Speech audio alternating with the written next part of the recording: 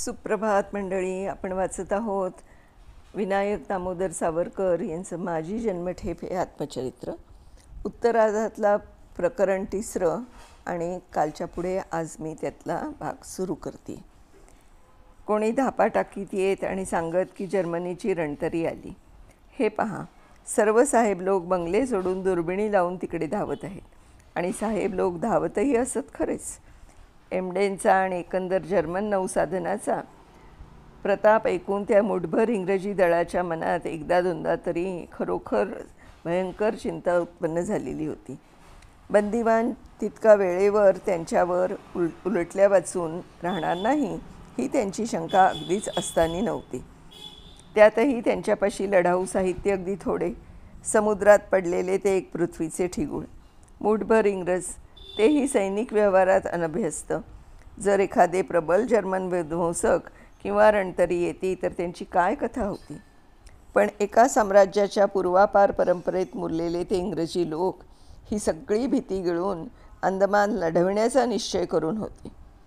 एकदा जर्मन रणतरी आली म्हणून त्यांच्या बायकापोरांपर्यंत धांदल उडाली. त्यात काहीच आश्चर्य नव्हते. आश्चर्य हे होते की त्या हजारो बंदिवानांच्या आणि परक्या आणि शत्रुवत बिघडलेल्या बंदिवानांच्या छातीवर ते मुठभर लोक जसेच्या तसे राज्य करीत अंदमानास 4 वर्षे रक्षून राहिले. नारळाचे एक झाड कोणास उपटू दिले नाही की बंदिवानांचा ठरलेला 2 पौंड छिलका वा 3 पौंड दोरी एका रत्तलाने सूट दिली नाही. जसेच्या तसे ते काम, ते निर्बंध, ते शासनचक्र चालवलेले होते. साहेबांचा हा शूर स्वभाव आणि ही हट्टी चिकाटी हिंदुस्थानी लोकास पेशवाई अखेर जशी ओळखता आली नाही तशीच आजही येऊ नये याचं राहून राहून आश्चर्य वाटतं. या लढाईच्या दिवसात वारंवार बंदिवानांनी भूमिका उठवाव्या. आज लंडन पडलं. अगदी नक्की. कशावरून पण? कोणी सांगितलं हे? कोणी म्हणजे बब्बरजीने, कमिशनर साहेबांच्या बब्बरजीने. त्याने स्वतः कमिशनर साहेबास लखोटा फोडताना पाहिलं. पण लखोट्यात हीच बातमी होती म्हणून कशावरून? कमिशनर साहेब तो लखोटा वाचतात एकदम खाली बसले आणि डोक्यावरची टोपी खाडकन टेबलावर आपटली. किंवा बारीसाहेबांच्या डोळ्यातून पाणी आले किंवा मिसी बाबा गुडघ्यात डोके घालून बसली. अशा बातम्या जेव्हा जेव्हा ते बंदिवान आणीत आणि त्यांच्या सत्यत्वास वरील आधार देत तेव्हा मला अगदी तशाच बातम्या अगदी निश्चित म्हणून धाडणाऱ्या पेशवाईतील रावबाजींच्या वेळच्या पत्रव्यवहारात यशवंतराव होळकरांनी इंग्रजांचा मोठा पराभव केल्याची एक बातमी गारपिरावरच्या एका त्या वार्ताहराने मराठ्यास कळवल्याचा उल्लेख आहे. आणि त्यात त्या बातमीचा आधार म्हणून मुख्यतः हेच लिहिलं आहे की रेसिडेंट साहेबांनी लखोटा वाचताच डोक्याची टोपी ताडकन भूमीवर आपटली. तोच आधार आणि तेच अनुमान 150 वर्षांजवळ काळ लोटला तरी हिंदुस्थानी वेडगळपणा करीत आहे. आणि तरीही इंग्रजी टोपी अजून ज्यांच्या डोक्यावर स्थिर आहे. खरोखर गेल्या 150 वर्षात इंग्रजांच्या राजकर्तृत्वाच्या चिकाटीत आणि सैनिक धैर्यात जसा फारसा फेर झाला नाही तसाच त्यांच्या त्या गुणांची पारख करून त्या मानाने त्या विपक्षाशी लढा देण्याची सिद्धता कशी करावी हे न समजणाऱ्या आमच्या वेडगळ भाबणेपणातही काही फारसा फरक झाला नाही. इंग्रज 150 वर्षात फारसे विसरले नाही. आम्ही फारसे अधिक शिकलो नाही. टोपी आपटण्याच्या अगदी अक्षराने अक्षर समान असणाऱ्या वरील उद्गारांवरून मला अंदमानात वारंवार असे वाटावे आणि मी हिंदी बंदिवानास म्हणावे, वेड्यांनो, एका लखोट्याने टोपी आपटणारा तो कोणी हिंदुस्थानी आहे की काय? तो इंग्रज आहे. हजारात एखादाच भ्याड निघेल. बाकी जेथे ते आहेत तेथे झुंजून येतील. पहा, तुमच्या हजारो बंदिवानात 10-5 सिंह असे शेळ्यात निर्भय राहतात का? तसेच राहत आहेत का? टोपी आपटली, अरे उकडले असेल, आपटली असेल. मिसी बाबाला खेळून डुलकी आली म्हणून गुडघ्यांवर मान ठेवली असेल. रणतरीच्या भयाने कशावरून? विपक्षाशी तोंड द्यावयाचे तर त्यांच्या दोषाप्रमाणेच किंबहुना दोषांपेक्षा त्यांचे गुणच अधिक परिचित करून पारखून ठेवले पाहिजेत. आणि म्हणूनच अंदमानात जाण्यापूर्वी मी ब्रिटिशांच्या शक्तीविषयी यथातथ्य कल्पना हिंदुस्थानी बांधवास देण्यासाठी जसा प्रयत्न करी तसाच अंदमानात त्या युद्धकालीही करीत राहिलो. विपक्षाची पोकळ बढाई करून आपल्या पक्षाचा अन्याय्य तेजोभंग करणे जसे घातक, तसेच विपक्ष म्हणजे कप पदार्थ आहे असे सांगून स्वपक्षास खोट्या आशेच्या खड्ड्यात पाडणेही घातकच. त्या दिवसात आपल्या हिंदुस्थानी साधारण जनसमूहातील जुन्या काळचा अफीमबाजी भोळेपणा जसाच्या तसा स्थिर आहे हे पाहून मला फार वाईट वाटे आणि मी त्यांचा त्या भाबडेपणाविषयी सारखा तीव्र उपहास करीत असे. जेव्हा त्या जर्मन रणतरी अंदमानाभोवती फिरत असल्याच्या बातम्या उठत होत्या तेव्हा कोणीतरी विशेषतः मुसलमान बंदी धावत धावत येऊन बाजारात सांगत, अहो त्या शेजारच्या अरण्यास काल जर्मन रणतरी लागली आणि तिचा सेनानी 4 तुर्कांसह त्या टेकडीवरून टेहळणी करून गेला. अहो चौकीदाराने प्रत्यक्ष पाहिले. काय त्या तुर्कांची दीप्ती. 4 चांद अगदी छातीवर तळपत होते. चौकीदारास वाटले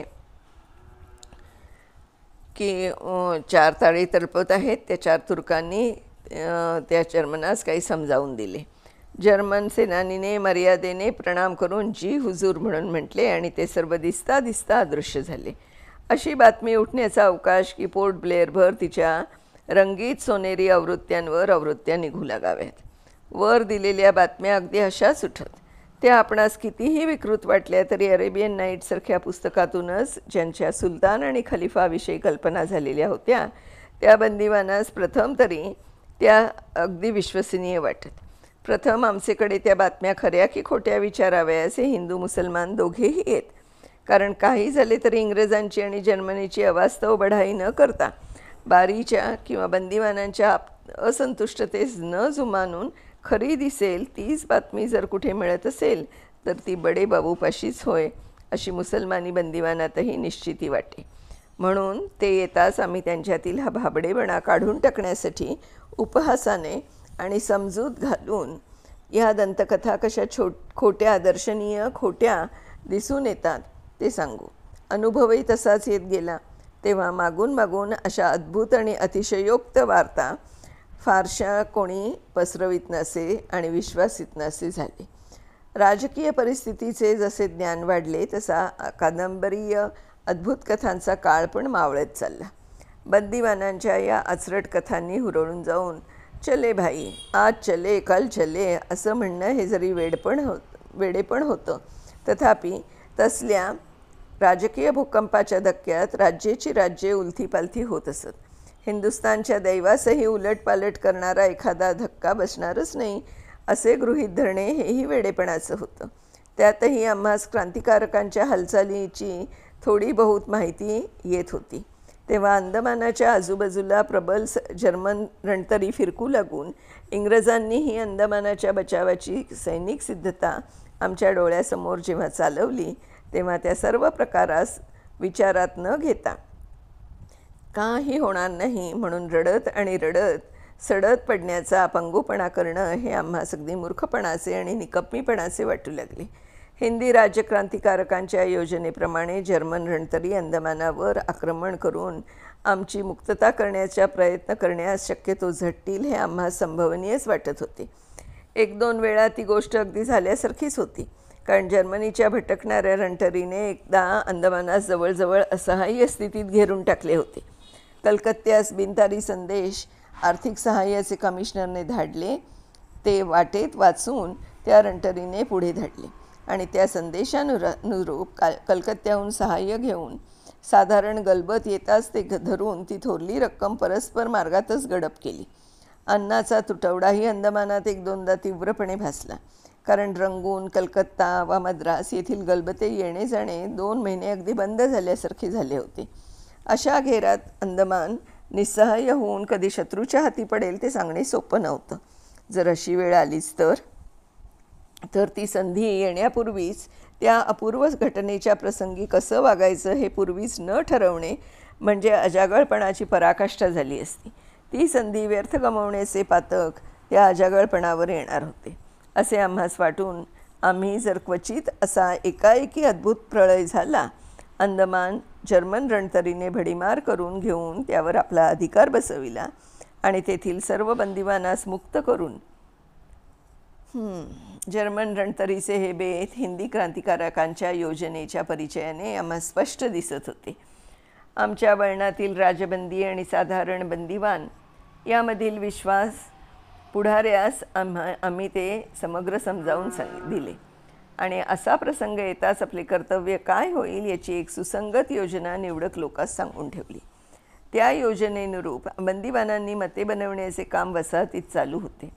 भाबडेपणाने इंग्रजांची सत्ता उलथेल असे समजू नका, परंतु अंदमानपुरते तरी ते अचानक छापा घालून इंग्रजांचे हातून हिसडून घेणे आणि काही काळापुरते तरी त्यास आपले केंद्र बनवून आजूबाजूस राज्यक्रांतीच्या ठिणग्या पसरून देणे हे जर्मन रणतरी साधले तर चटकन साधून जाणारे आहे हेही विसरू नका. तर अशा प्रसंगी आपल्या हाती काय करणे शक्य आहे याचा विचार करून प्रथमपासूनच संघटितपणे स्वसंरक्षण आणि स्वकर्तव्य कसं करावे याचं ते ठरवा. आशाळू भाबडेपणाने नव्हे तर निरपेक्ष सूज्ञपणाने ठरवा असं आम्ही सांगून सर्व बंदिवानास सावध करीत राहण्याचा यत्न करू लागलो. जर्मन बेताची आणि हिंदी क्रांतिकारकांच्या आम्हा सर्वांस अंदमानाहून सोडवून नेण्याच्या खटपटीची ही आमची धारणा बरीच साधार होती हे आता रोलट रिपोर्ट आणि इतर प्रसिद्ध वृत्तांतांवरून सिद्ध झालेलंच आहे. एमडेन धरली जाताच सरकारास हे बेत नक्की कळून राजबंदिवानांच्या कारागारांभोवती एखादी लढाऊ किल्ल्यासारखी सज्जता कशी केली गेली हे मागे सांगितलंच आहे. त्यात एका देशभक्ताने बारीसाहेबास अशी एक कंडी जाऊन सांगितली की सावरकारास कारागारातून अचानक उचलून नेण्यासाठी जर्मनीचे वतीने एक विमानही येण्याची बोलणी चालली आहेत. या विमानाच्या काल्पनिक अवतरणास रोखण्यासाठीच की काय त्यावेळेपासून नुसत्या तुरुंगातच असणाऱ्या गोऱ्या सैनिकांच्या पहाऱ्यांचे जोडीस सशस्त्र बंदुका भरून पट्टे चढवून सिद्ध असलेल्या शिपायांची तुकडी त्या कारागारांच्या मध्यभागी असलेल्या एका उंच गुटीचे माथ्यावर दिवसभर सक्त पहारा देत बसवली गेली. युद्ध बंद झाल्यावरही कित्येक महिने ही व्यवस्था तशीच चालू होती.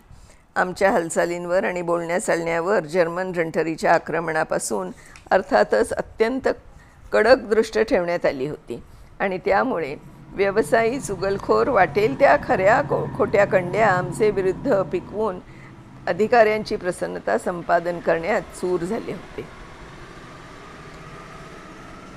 आम्हा हिंदी राजबंद्यास सांभाळणे तर मग इतके सुलभ नव्हतेच. जिवंत जगतास पारखे होऊन ते मेल्यासारखेच समजून त्यांचा सर्वांस विसर पडावा म्हणून आम्हा सर्वांस अंदमानच्या काळ्या पाण्यावर नेऊन बंदीत टाकण्यात स्मशानातील पुरलेल्या प्रेताहून आता यांची अधिक चिंता करणे न लगे म्हणून बहुतेकास हायसे वाटले. परंतु अंदमानामुळे आमचा विसर जगास पडला नाही, तर आम्हामुळे अंदमानची आठवण जगास झाली आणि कारागारास लढाऊ किल्ले करून आणि व्यापारी बंदरास विध्वंसिकांच्या आणि रणतरींच्या तोफांचा पहारा ठेवून आमचं रक्षण करावं लागलं. या घटनास पाहून आम्हास आमची जिवंतपणी मेल्यावरही अशी आठवण ठेवणाऱ्या आमच्या पूर्वकाळातील सहकाऱ्यांविषयी कृतज्ञता वाटल्या वाचून राहिली नाही आणि त्या कारागारात त्या अत्यंत भयंकर परिस्थितीतही एक प्रकारचं उत्तेजन आणि आधार मिळाल्यासारखं भासलं हे या ऐतिहासिक वृत्तांत न सांगता लपवून ठेवण्याचा प्रयत्न करणे व्यर्थ आहे. केव्हा कोणाच्या चुगलीने आम्हावर राजकोपाचा कोणता आघात होईल हे त्या दिवसात सांगणं शक्य नव्हतं. ती चिंताही वाटत नव्हती असं नाही. तथापि त्या चिंतेतही हिंदुस्थानच्या राजकीय प्रश्नास महायुद्धात इतके आंतरराष्ट्रीय महत्त्व प्राप्त झाले हे पाहून राजबंदिवानास थोडे बहुत समाधान न वाटणे अशक्य होते. आपल्या राजकीय महत्त्वाकांक्षाही या जागतिक भूकंपात सफल होतील का मरुभूमीचे फळाफुलांनी डबडबलेल्या उद्यानात रूपांतर होईल का केवळ फुलाफळांनी डबडबलेल्या उद्यानाचं जाळून पोळून रेताड मरुभूमी बनवण्यातच हा प्रचंड सामरिक भूकंपाचा शेवट होणार आहे. या चिंतेच्या, या आशेच्या, या भयाच्या खांद्यावर चढून चढून हे राजबंदिवान अंदमानच्या बंदीशाळेतील अंधाऱ्या कोठड्यांचा निराशतमातून वर्तमानाच्या भिंतीपलीकडे भविष्याच्या प्रकाशास पाहण्यासाठी सारखे उत्कंठ होऊन राहिलेले होते.